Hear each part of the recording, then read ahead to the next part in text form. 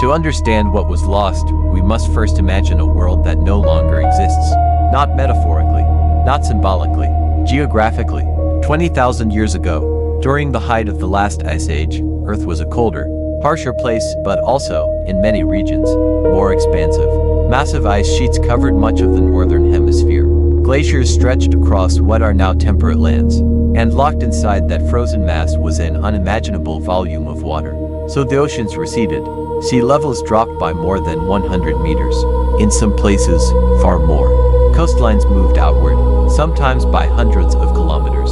Shallow seas drained away, exposing vast continental shelves that today lie hidden beneath water. What we now call the seafloor was once dry land. And not just land, but some of the most habitable land on the planet. These shelves were flat, fertile, and rich in life.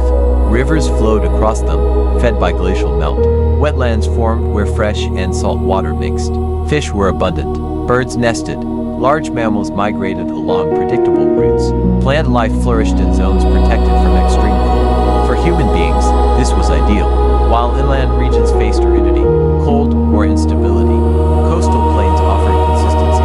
Food sources were diverse. Movement by water was easier than overland. Seasonal cycles could be read with precision through tides, currents, and the moon. If you were a human group trying to survive, and later, to thrive, this is where you would settle. And humans did, for tens of thousands of years. But this version of the world is almost entirely absent from our maps, because when the climate changed, it did not simply warm, it destabilized. As temperatures rose, ice sheets began to fracture, not melt gently, but collapse. Walls of ice the size of mountain ranges broke apart, releasing floods of meltwater into the oceans. Sea levels rose not just steadily, but in pulses. Sometimes slowly enough for people to adapt, sometimes fast enough to overwhelm entire regions within a single lifetime. Shorelines retreated, rivers flooded, plains fragmented into islands. Familiar landmarks vanished beneath encroaching water. And eventually, the sea reclaimed everything. What had once been home became unreachable. This process did not happen everywhere at once. It unfolded differently across the globe. Some regions drowned early, others survived longer, but the outcome was the same. The systematic erasure of coastal worlds. Today, more than 70% of Earth's surface is covered by ocean. But this statistic hides a deeper truth. Much of that ocean is shallow. Continental shelves, the submerged edges of continents, make up only a small percentage of the ocean's area, but they represent the majority of its former landmass. These shelves are where rivers once flowed, where coastlines once stood, where humans most likely lived, and they are almost entirely unexplored. Modern archaeology is built around what can be reached. Excavation requires access, stability, visibility. On land, ruins wait patiently.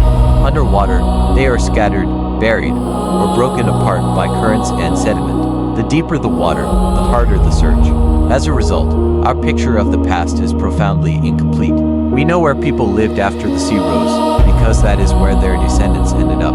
We see sudden expansions inland, abrupt cultural shifts, the appearance of new technologies, new practices, new beliefs. What we rarely see is where they came from. This absence has shaped our assumptions. We imagine early humans as small, scattered bands, living hand-to-mouth lives, slowly stumbling toward complexity. We imagine civilization as a miracle that emerged unexpectedly, driven by agriculture and surplus. But what if that image is reversed? What if the most stable, prosperous human societies existed before agriculture, along coastlines that no longer exist? What if complexity did not begin inland, but retreated there? Consider this.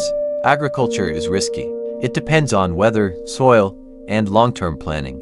It ties people to place. It makes them vulnerable to drought, pests, and failure. Why would humans adopt such a fragile system unless they had no alternative? For coastal societies displaced by rising seas, the alternatives disappeared. Fishing grounds were lost. Wetlands drowned. Migration routes vanished. The knowledge that sustained abundance could no longer be applied in the same way. Inland, survival required new strategies. Plants had to be controlled. Animals domesticated. Seasons predicted with greater precision. Storage developed to survive scarcity. What we call the birth of civilization may have been an act of necessity, not invention. The archaeological record captures the adaptation, not the loss. And the loss was vast. Modern coastlines represent only a fraction of humanity's lived geography. Entire regions where people once walked, hunted, gathered, built, and remembered are now sealed beneath water. Their tools decomposed, their homes collapsed, their paths erased. But not everything disappears equally. Stone sinks, ceramic shatters, organic matter dissolves. What remains is fragmentary and distorted. When we look at the past through this lens, many puzzles begin to align. Why do flood stories appear everywhere? Why do early cultures show sudden sophistication? Why does advanced knowledge appear without clear developmental stages? Perhaps because we are missing the long developmental arc. The ocean did not destroy those histories. It removed them from sight. There are moments, however, when the drowned world briefly re-emerges. Fishermen haul up stone tools in their nets. Divers encounter submerged walls where no walls should be. Sonar reveals geometric shapes beneath sediment, patterns that do not belong to geology alone. These discoveries are often dismissed, or isolated, or explained away as coincidence, because acknowledging them would require rewriting the story. It would require us to accept that the foundations of civilization may lie beneath the sea, inaccessible, fragmented, and incomplete, and that what we call prehistory is not primitive. It is simply submerged. The drowned world was not a mythic golden age. It was human, complex in its own way, adaptive, knowledge-rich, and deeply connected to cycles of water, sky, and earth. When the sea rose, it did not wipe humanity clean. It scattered it, and from those scattered fragments, new worlds were built. But the original shoreline, the place where memory began, remains below, waiting. The ocean does not forget, or at least, not in the way we want it to. We say it forgets because forgetting is comforting. Forgetting suggests finality. It suggests erasure. It allows us to believe that what is gone is truly gone, dissolved, scattered, reduced to nothing.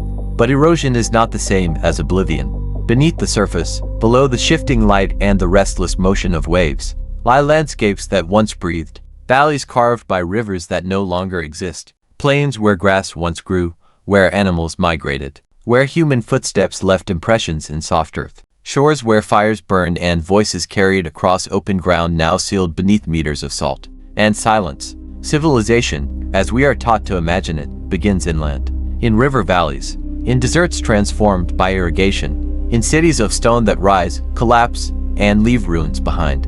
But this is not how life begins. Life begins at edges, at boundaries, at the meeting of forces, where land meets water, where fresh rivers spill into salt seas, where food is abundant, movement is possible, and survival rewards awareness rather than permanence. For most of human existence, the coast was not the periphery of the world. It was the center.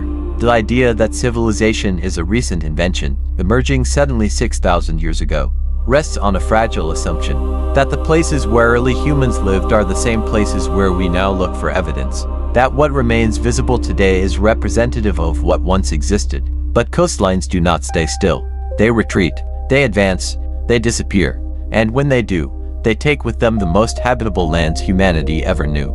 During the last ice age, the world looked nothing like it does today. Vast quantities of water were locked in ice sheets kilometers thick, stretching across continents. As a result, global sea levels were more than 100 meters lower than they are now. What we call oceans were smaller. What we call continents were larger. Entire worlds existed where there is only water today. Continental shelves, now submerged beneath shallow seas, were once exposed plains, crossed by rivers, forests, wetlands, and coastlines that extended hundreds of kilometers beyond their modern boundaries. These were not marginal environments. They were among the most resource-rich landscapes on Earth. If humans lived anywhere, they lived there, and they did so for tens of thousands of years. Yet, when the ice melted, those worlds vanished, not in a single cataclysm, but through a relentless process that unfolded over many human lifetimes.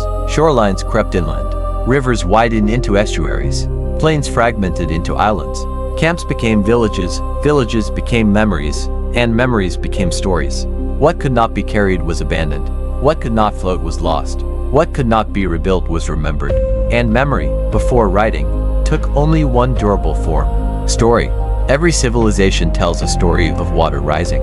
Not metaphorically, not symbolically, geographically. Flood myths are found on every inhabited continent. They appear among cultures separated by vast distances, with no contact, no shared language, no shared religion. And yet their stories follow the same structure. A world destroyed by water, a remnant that survives, and a rebirth that follows loss.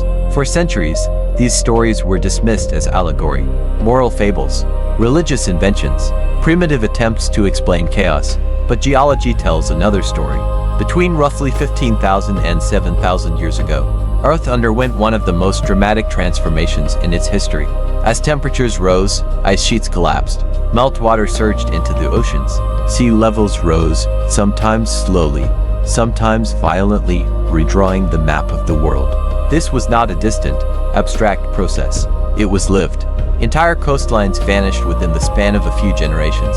Lands that had supported human communities for millennia were swallowed. Those who lived through it would have watched their world change beyond recognition. They would not have forgotten. But what happens to a civilization when its cities are built of wood? When its tools are bone and fiber? When its monuments are canoes and camps and seasonal paths rather than stone? Nothing remains. Not because nothing existed, but because nothing survived the water. This is the blind spot of archaeology. We excavate what endures. Stone, ceramic, metal. We rarely account for what dissolves. Yet for most of human history, organic materials were the norm. Coastal societies, especially early ones, built light, mobile, adaptable structures. They relied on boats, nets, woven tools, and knowledge encoded in practice rather than architecture. When these societies were displaced, they did not collapse into ignorance. They migrated, and in migrating, they carried knowledge inland. This may explain one of the great mysteries of human history. Why advanced knowledge appears suddenly.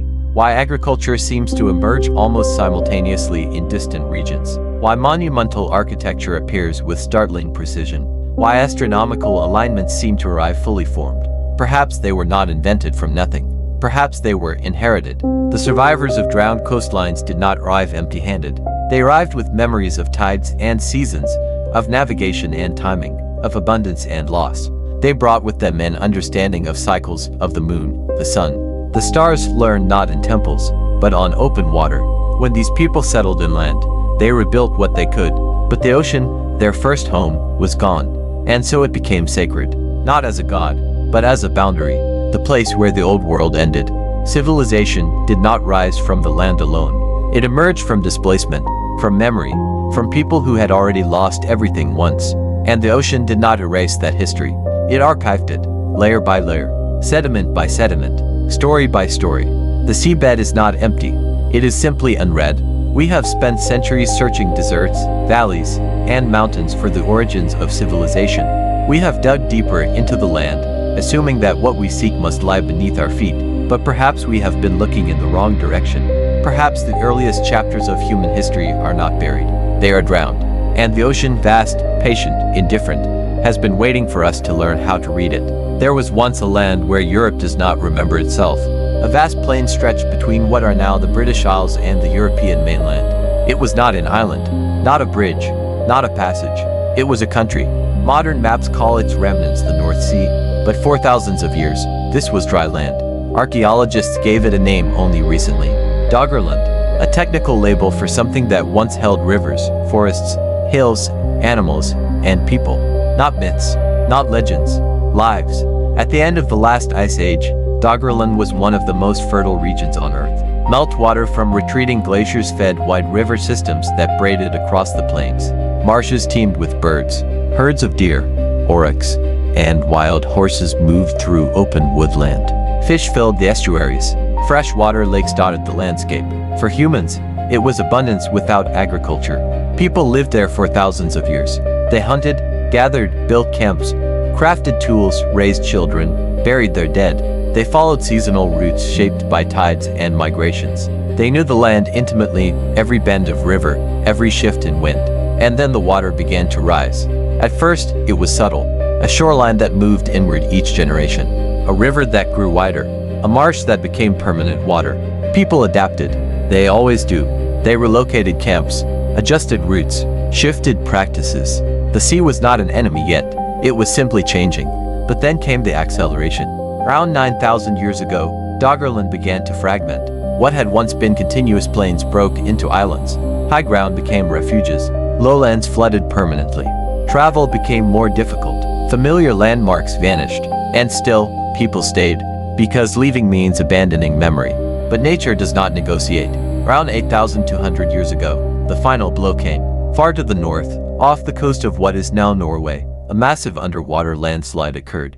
It is known today as the Storegga Slide. Entire sections of the continental shelf collapsed, displacing enormous volumes of water. The result was a tsunami, not a localized wave, a regional catastrophe. Walls of water surged across the North Atlantic and North Sea, racing toward coastlines that had never known such force.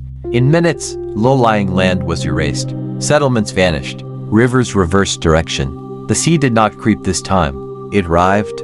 For those living in Doggerland, there was no warning, no time, no escape inland. The land itself was the inland. When the water receded, Doggerland was gone. What remained were scattered islands, and soon, even those disappeared beneath rising seas. By 6,000 years ago, the last remnants were submerged completely. Europe had been reshaped, and the people who survived carried something with them. Loss. Archaeology has begun to glimpse this world only by accident. Fishermen pulling nets from the North Sea have recovered stone tools, harpoons carved from antler, worked flint blades, even fragments of human bone. These objects did not drift there. They were made there.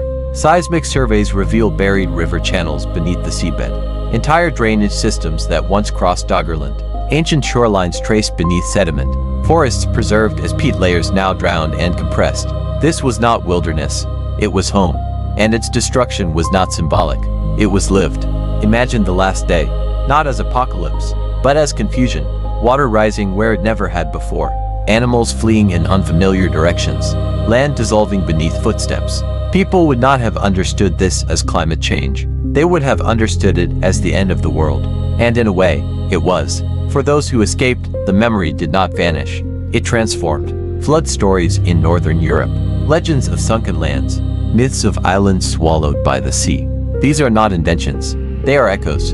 Doggerland explains something profound. Civilization does not always rise from nothing. Sometimes it emerges from grief. The people who resettled Britain, the people who moved deeper into Europe, the people who carried coastal knowledge inland. They were not blank slates. They were survivors. They brought with them an understanding of cycles, navigation, seasonal timing, communal organization. They had lived in complex environments that demanded cooperation and foresight. When we see sudden cultural shifts in early Europe, new tools, new practices, new symbolic systems, we may be seeing displaced intelligence. Not innovation born of isolation, but adaptation born of catastrophe. Doggerland is not unique. It is simply visible, and that visibility terrifies the timeline. Because if one drowned world existed, fully inhabited, fully human, then others did too. Along every continental shelf, on every coastline erased by rising seas. And suddenly, the silence in the archaeological record stops feeling like absence. It feels like burial. Doggerland does not challenge the idea of civilization. It challenges the idea of beginnings. If Europe lost an entire human world beneath the sea, what did other regions lose? And what memories survived long enough to shape what came next? The water did not erase humanity. It forced it to remember differently. The flood did not erase humanity. It reshaped it. When the waters finally stopped rising and the shorelines settled into their new forms, the world that remained was not empty. It was altered. The survivors did not return to the sea. They moved inland, toward hills, plateaus, and high ground that promised stability. What they carried with them was not stone or cities, but memory. They remembered the tides. They remembered the stars. They remembered the slow, patient rise of water that unfolded across generations, not days. And they built with that memory in mind. Across the world, new forms of architecture appeared with striking suddenness. Stone circles aligned with the sun, temples oriented toward solstices, platforms raised above floodplains. These structures were not accidental. They were deliberate. They were calendars carved into stone, messages left behind for those who would come after. To modernize, this precision appears unexpectedly early. Advanced geometry, astronomical alignment, monumental scale emerging almost fully formed. Knowledge that seems to arrive without a long visible period of trial and error. Where did it come from? Perhaps from people who once lived at the edge of the sea. People who navigated by stars long before roads existed. People who measured time by tides and moons, not harvests and borders. These inland monuments were not only places of ritual, they were acts of remembrance. Stone was chosen because wood had failed. Elevation was chosen because lowlands had drowned. Permanence became sacred. And alongside stone, stories traveled. Every early civilization carries a memory of water rising, from Mesopotamia to India, from Greece to the Pacific. For centuries, these stories were treated as metaphor, moral lessons, symbolic myths. But what if they were something else? Not exact history, but compressed experience. Generations watching the shoreline retreat, families relocating again and again, knowledge passed orally, shaped into stories strong enough to survive thousands of years. In this way, civilization did not begin again. It continued. The post-flood world was not a blank slate. It was a reconstruction guided by lessons learned at immense cost. Humanity adapted. It remembered. And memory became culture. Today, we like to believe we are different. We have satellites and sensors, concrete and steel, digital records and global models. We map the ocean floor and predict climate patterns with precision our ancestors could never imagine. And yet, we build where they once built. Along coastlines, on deltas, at the very edge of the sea. Modern cities rise on the same vulnerable margins. Ports expand outward. Islands are reshaped. Shorelines are reinforced rather than abandoned. We tell ourselves that technology has changed the rules. But the ocean has not changed. Sea levels are rising again. Slowly, quietly, almost politely, measured in millimeters that feel insignificant within a single lifetime. History teaches us that the most powerful changes rarely announce themselves loudly. Floods do not need violence to erase a city. They only need time. Storm surges reach farther inland. Streets flood more often. Infrastructure strains. Retreat becomes a word planners avoid, even as the evidence grows clearer. And still, we rebuild. This is not a failure of intelligence.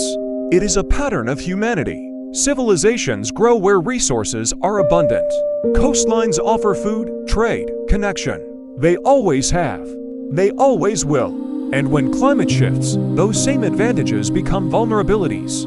What happened once is happening again. The difference is not the sea. The difference is us. For the first time, we know the cycle. We know the history written beneath the waves. We know that entire worlds were lost not to sudden apocalypse, but to gradual, relentless change. The question is not whether the ocean will rise. The question is whether we will remember. The drowned cities of the past are not warnings of destruction. They are lessons in adaptation. Their people did not vanish. They moved. They transformed. They carried knowledge forward. Civilizations do not end when cities are lost. They end when memory is lost. The ocean is not our enemy. It is our archive. Beneath its surface lie the foundations of who we once were. Along its shores stand the cities we are building now. The cycle continues. Whether it ends the same way depends not on the sea but on what we choose to remember. When archaeologists speak about the past, they usually speak about things. About stones. About shards. About fragments of walls. But the true history of humanity is not stored in objects. It is stored in interruptions. In the places where cultural layers suddenly end. Where cities vanish. Where memory breaks and then begins again, as if from nothing. If we look at the archaeological map of Earth not by eras, but by catastrophes, a strange pattern appears. Civilizations do not simply replace one another. They restart. And after every restart, humanity does the same thing. It builds higher. It moves farther from the water. It begins to fear the ocean, even when it no longer remembers why. After the Great Flood, whatever form it took, local or global people no longer trusted the coastlines. The earliest post-flood structures almost always appear on elevated ground. Not on fertile plains. Not near easy access to water. But in places that were harder to live in and safer to survive.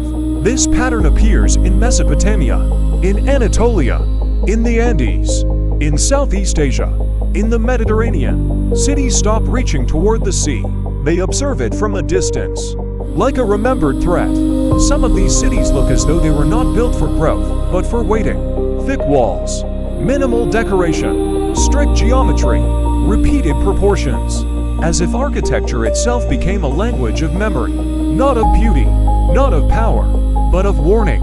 When we compare the earliest post-flood megalithic structures at Göbekli Tepe, Karahantepe, Sacsayhuam, Stonehenge, the temples of Malta, they rarely resemble first attempts.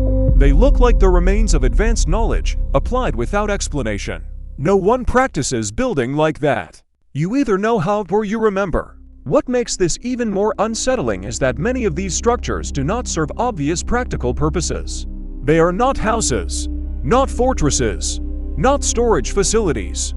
They are markers, stone calendars, geometric anchors, points of reference, as if someone wanted to leave a message not in words, but in form. After the flood, language fractured, but geometry survived. The right angle, the circle, the spiral, proportion, these require no translation. They can be read across millennia. Perhaps this is why early post-flood civilizations became obsessed with structuring space. Not for aesthetics, but for alignment, with the sky, with cycles, with memory of a world that once functioned differently. And here, we reach the most unsettling realization. If the Sumerians were restorers, if they were reconstructing fragments of lost knowledge, then a deeper question emerges. Who are we? Today, we once again build beside the water. We ignore cycles. We trust technology more than memory. Our megacities expand along coastlines. Our civilizations rest on concrete and electricity, not on stone and continuity. We live as if the flood were a myth. But the ocean does not preserve myths. It preserves cities. Beneath modern seas lie structures that do not fit official timelines. Roads, walls, foundations. Off the coast of India, near Japan, in the Mediterranean, in the North Sea, many of these structures predate known civilizations. They could not have been built underwater. They were constructed on land, which means the land disappeared. When this is combined with climate data from the end of the last ice age, rapid sea level rise, massive freshwater discharges, collapsed coastlines, the conclusion becomes unavoidable. The flood was not a story. It was an era. And every time that era ends, humanity forgets, then slowly begins to remember again. But never completely. This may be why modern science feels strangely familiar. We discover principles that seem already known. Cycles, resonance, harmonics, the wave-like nature of reality, as if we are returning to something once understood, but lacking the original language to describe it. Perhaps the Sumerians were not the first. Perhaps they were the penultimate. And perhaps we are next. If that is true, then the question is no longer whether an advanced prehistoric civilization existed. The question becomes far more urgent. What will we leave behind? Our data lives on servers. Our knowledge exists as code. Our cities rest at sea level. If the world resets again, if oceans rise, if memory breaks, what will the next survivors find? Concrete dissolved by salt water, metal consumed by corrosion, digital silence. We no longer write on clay. We no longer build for endurance. We no longer encode knowledge into geometry. The Sumerians did that because they understood the cost of forgetting. They were not primitive. They were traumatized. Their myths were not fantasies. They were instructions, preserved as stories. When they spoke of gods, they spoke of beings who remembered more. When they spoke of the flood, they spoke of a boundary in memory. When they spoke of restoration, they spoke not of power, but of survival. And perhaps this is the real lesson hidden in their tablets. Civilizations do not fall when cities collapse. They fall when memory transmission fails. The Sumerians survived because they wrote. We may disappear because we erase. And if someday, thousands of years from now, someone excavates our ruins, they may ask the same question we ask today. How did they know so much, and why did they lose it again?